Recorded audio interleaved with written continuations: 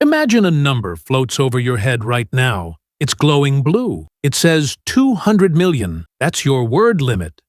Every word you speak makes that number tick down. You say, "Hey, how are you?" Boom, -3. You tell a story, -200. And here's the thing I can't stop thinking about. You don't get to choose which words count. You mutter, "Ouch," -1. You say, "Sorry" to a stranger on the subway, -2. You're half asleep. You say, "I love you" to your partner. That costs you 3 syllables off the same counter that you need for "help me" and "don't go" and "goodbye." And when the number hits 0, you're gone. Mid-sentence, mid-laugh, mid-argument about whose turn it is to take out the trash. I know, this sounds like a nightmare no one asked for, but stay with me for 8 minutes, because once you see the world this way, you'll never hear a single word the same again. Here's the data that kept me up at night researching this, because the numbers don't lie. The average person speaks around 16,000 words per day. That's you at a coffee date, a work meeting, a phone call with your mom, some venting on the couch, and a few mumbled curse words when you drop your keys. Now multiply that over 80 years. That's 467 million words. But in this world, you're only born with 200 million. Do the math, and you'd run out of words by age 34, unless you totally change the way you use your voice. But wait, it gets scarier here. A 3-year-old, think of your niece, your neighbor's kid, says 10,000 to 15,000 words a day, just learning and babbling. Under this system, parents would have to decide, should I let my toddler learn mama now, or save that word for an emergency? Imagine having that conversation. And here's one that hit me differently. Arguments. The average couple argues for about 312 hours over the course of a relationship. If you talk at even half your normal rate during an argument, and trust me, most people don't, that's over 2.4 million words spent being angry at someone you chose. 2 million words on dishes, on being late, on who forgot to call back. What about crying? You might think crying saves your words and you're not talking, right? Wrong. A lot of people talk when they cry. They say, "I don't know why I'm like this." They say, "I just need a minute." They say, "Why does everything feel like too much?" The vulnerable words, the ones that cost the most. Not because they're long, because they're true. And one more thing I learned that really shook me. Saying, "I love you," just 3 words, 3 times a day adds up to over 3,000 words a year. A 10-year relationship? 30,000 words just on that one phrase. Now here's something nobody talks about. Filler words. The average person says, like, and, approximately 100 to 150 times per day. In this world, even your hesitations cost you. Every while you're thinking, gone. Every like in the middle of a sentence you didn't plan, gone. Language is a leaking pipe, and most of us don't even notice the drip. And social media. The average person types 41 words per minute when texting. If your texts count, and in this world, let's say they do, the average person sends between 30 and 40 texts a day. That's anywhere from 50 to 300 words per day just on your phone. Not to mention voice notes. Voice notes are just expensive texts. So here's the question I can't stop turning over. If you knew exactly how many words you had left, what would you stop saying? And what would you finally dare to say? Let's walk through what daily life would actually look like. Because it's not pretty. Let's start with the problem I think about every morning. You walk into the break room. Your coworker says, "Hey, how was your weekend?" You freeze. A polite answer costs 5 words. Easy. But silence isn't really an option, right? So you nod, smile, hold up your coffee mug like it's a magic shield. And now everyone thinks you're either a genius or a little bit rude. But you're not being rude. You're just trying not to die. That's the world we're talking about. Let's talk about customer service. You call your internet provider because the internet is down. Again, the automated system says, "Please describe your issue in a few words." In the old world, you say, "My internet has been out for 6 hours and I'm losing my mind." In the new world, you say, "Internet, out, help." And then you sit on hold for 45 minutes listening to elevator music. And the music doesn't count against your limit. But every single time you say, "Hello, are you still there?" it does. What about school? A classroom in a world with word limits would look completely different. Teachers would have to ration their explanations. Students would have to make every question count. No more, "Can you repeat that?" No more, "Wait, I don't get it." You'd either figure it out from the silence, or you'd spend your words asking, and knowing that every time you asked, you were taking from the same budget you'd need when you were 65 and scared and sitting in a hospital room trying to explain to a doctor where it hurts. Now let's talk about something even harder. I counted once. On a normal Tuesday, I said, I love you 7 times. Waking up, leaving for work, hanging up the phone, after a funny text, before sleep. That's 21 syllables, 14 words. Over a year, that's more than 5,000 words. But here's the gut punch. When you do say it, it would mean so much more because you saved up for it. But you'd also feel guilty because every I love you is coming from the same account you'll need for help me and I'm scared and please don't go. And then there's the goodbye problem.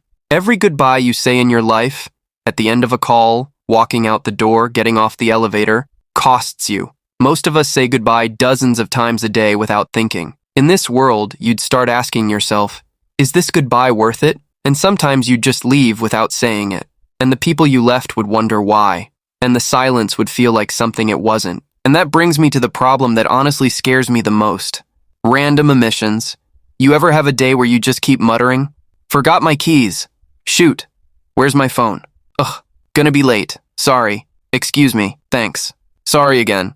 That could be 40 to 50 words gone before 9 a.m. And you didn't choose any of those words. Your brain just autopiloted. Under a word limit, you'd have to train yourself like a monk. No exclamations, no sighs that turn into G's, no answering the phone with yeah. Every automatic reflex becomes a tiny death sentence. And here's the one that really gets me.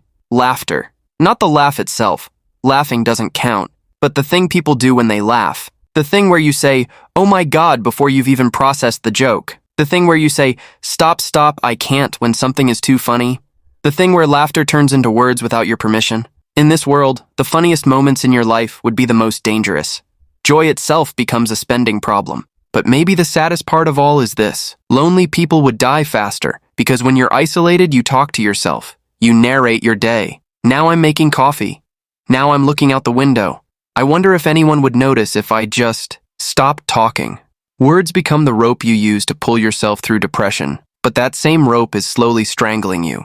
And here's the cruelest part about loneliness in this world. The people who need connection the most, the ones who reach out to strangers, who call helplines at 2 a.m., who text their friends, hey, are you up? They'd burn through their words faster than anyone. Not because they talk too much, because they're trying too hard to stay alive in a world that charges them for it. So what do we do? Is there any way out of this? Let me tell you how a clever, stubborn species like ours would survive. Here's the first solution, and I promise you, it's simpler than you think. Before a baby says one spoken syllable, they learn sign language. Eat, hurt, love. Speech becomes rationed, saved only for emergencies, poetry, and a few precious moments. Kids carry little whiteboards. Couples develop hand squeezes that mean everything. A squeeze of the hand means, I love you, but I can't say it until we get home. That's not sad. That's intimate. And think about what this does to music. Songs would become the most expensive thing in the world. Not to buy, but to sing. Every lyric you sing counts. Every time you hum along to a song in the car and accidentally start singing the words, those words are gone. But here's the thing.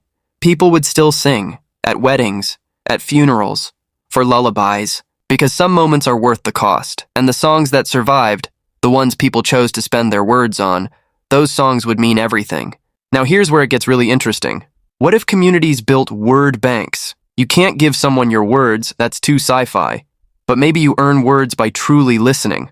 Every time you sit in silence and actually hear someone without interrupting, you get a fraction of a word added to your counter. Overnight, listening becomes the most valuable skill in the world. Therapists would be saints. Deep listeners would be honored like heroes. And what about writers, novelists, journalists, the people who put their words on paper? Would those count?